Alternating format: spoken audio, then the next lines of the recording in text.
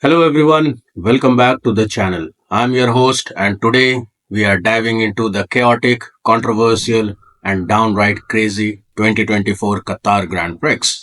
Buckle up because this race had it all from the brilliant drivers to baffling penalties to some serious championship implications.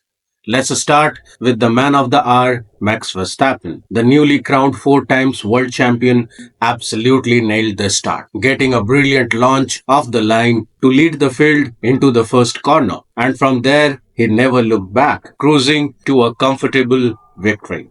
But the real action was happening behind him as Lando Norris putting on an absolute masterclass in wheel to wheel racing against the champion. These two were going at in like a couple of playground bullies, trading paints and position lap after lap. As Palmer put it, this was just classic 2024 with these two. How do you pass Max? Nobody knows because no one been able to do it for a very long time.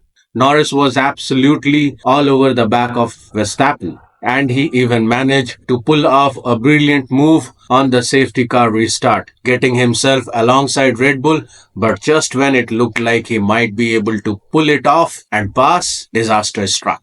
The stewards decided to absolutely hammer Norris with a 10-second stop and go penalty for speeding under yellow flag. And I'm talking about a proper nuclear option of a penalty here. It ended up costing him over 30 seconds in total, dropping him from the potential race winning position to all the way down to the back of the grid. The McLaren's team and the commentary crew was left baffled by the severity of the decision.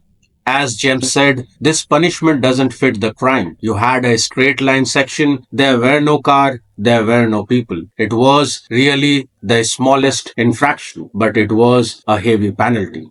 Andre Estelle, the McLaren team boss, went even further, saying the penalty misses any sense of proportion, and that is, seems like someone's dusting off the old books to apply such a harsh punishment. But the stewards wasn't done there. Oh no. We also had some serious head scratching moment around the timing of the safety car deployment.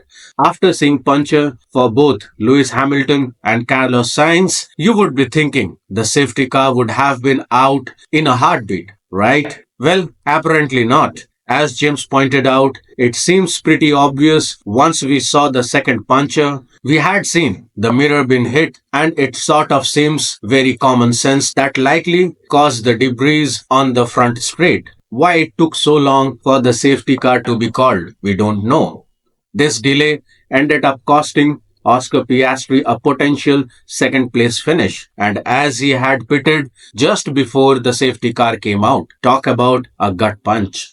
And if that wasn't enough of a drama for you, you also had some struggles for the Mercedes boys. Hamilton picked up a drive-through penalty for speeding in the pit lane, while Russell was handed a 5-second time penalty for a safety car infringement. As Palmer put it, it was one of those things where every time you just listen a graphic Hamilton radio, you knew it was just going to be a demoralized Lewis. Poor Lewis. It just hasn't been his year, has it?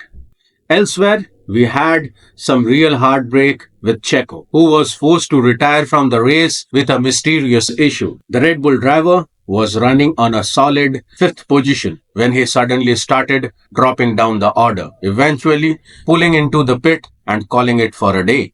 It was quite odd to watch. He was suddenly sitting there in P5 and then he just began to drop down the order. It looked like a driver's error with cold tires and lots of steering lock. But then he said there was a loss of power. Very confusing.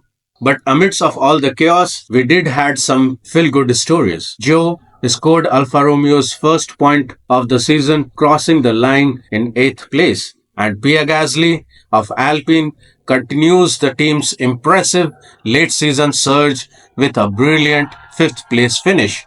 I'm really proud of the team, said Gasly. A couple of months ago, we were so far back and they have just kept pushing, kept finding performance. It's been very impressive. And of course, the bigger story of the night was Verstappen wrapping up his fourth world championship with a race to spare. The Dutchman has been unstoppable this season, and this victory was just the icing on the cake. But as Jem said, it's really not what people are going to be talking about after this race. Once again, the story has sort of been distracting from the truly great Grand Prix. With the constructors' title battle between McLaren and Ferrari still wide open, the stage is set for an epic final in Abu Dhabi. Who will come out on top? Tune in next time to find out. Till then, take care. Bye bye.